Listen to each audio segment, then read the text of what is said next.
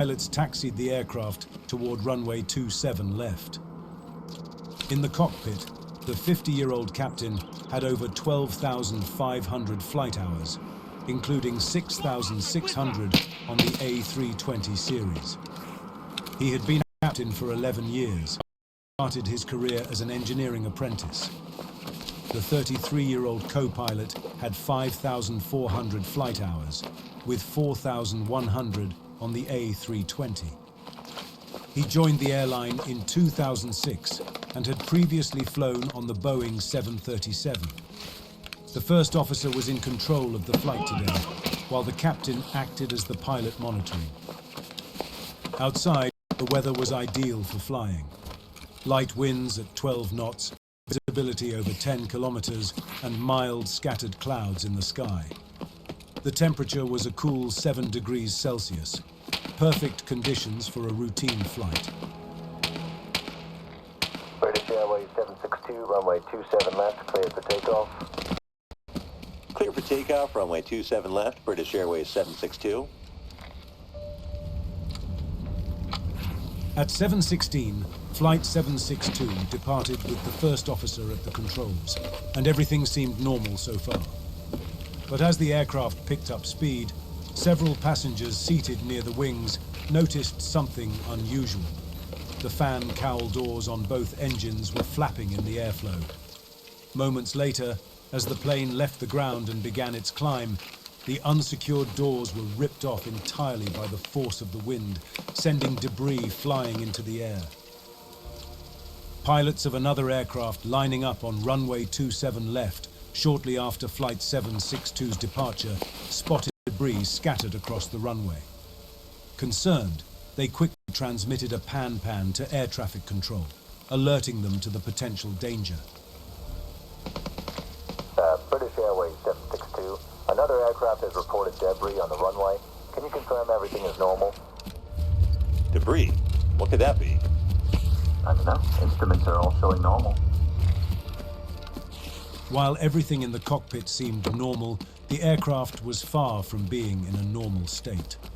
The sudden loss of the fan cowl doors had immediate consequences. Debris from the doors struck the fuselage and wings of the aircraft, most notably puncturing the fuel metering unit's spill return pipe. This damage caused a significant fuel leak from the right engine. An engine fire could easily break out, but the pilots were completely unaware of the situation. In the cabin, several passengers on both sides of the aircraft pressed their call buttons and began shouting to attract the flight attendants' attention. The senior cabin crew member found the behavior unusual and attempted to reach the pilots using the interphone. The captain noticed the call just as the landing gear was being retracted, but busy with managing the aircraft's climb, disregarded it.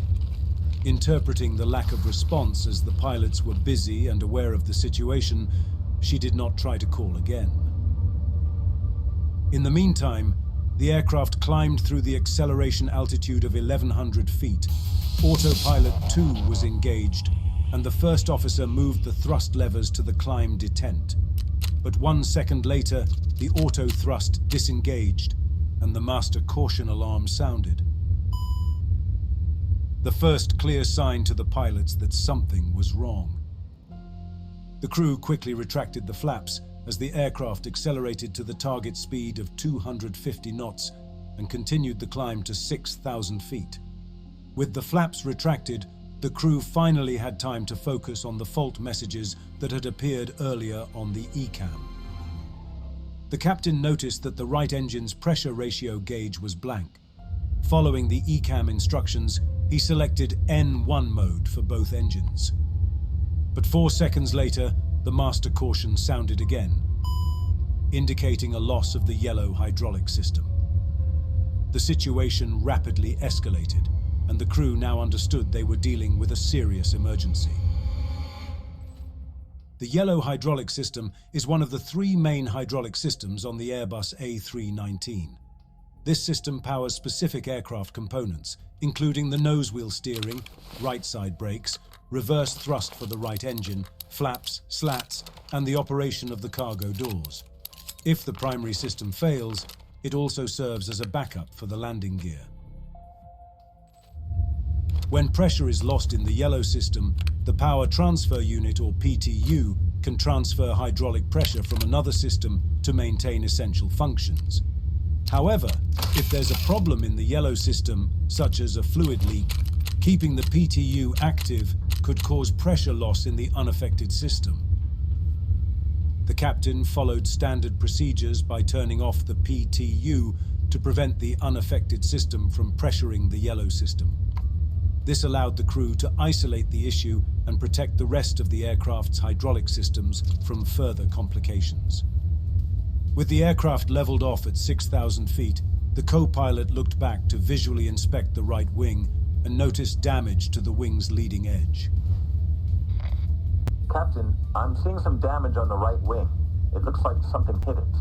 Possibly debris. All right, we need to return to Heathrow.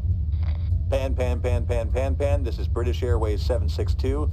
We have an engine issue and a hydraulic system failure. Requesting radar vectors to return to Heathrow Airport. British Airways 762 acknowledged. Radar vectors will be provided to keep you in the vicinity of Heathrow. Please advise if you require further assistance. In the cabin, the senior cabin crew member noticed several passengers near the right wing were still trying to get her attention. She approached them, and they pointed out visible damage to the right engine. Standing in the aisle, her view was limited, and she didn't notice the most critical detail: fuel leaking from the engine.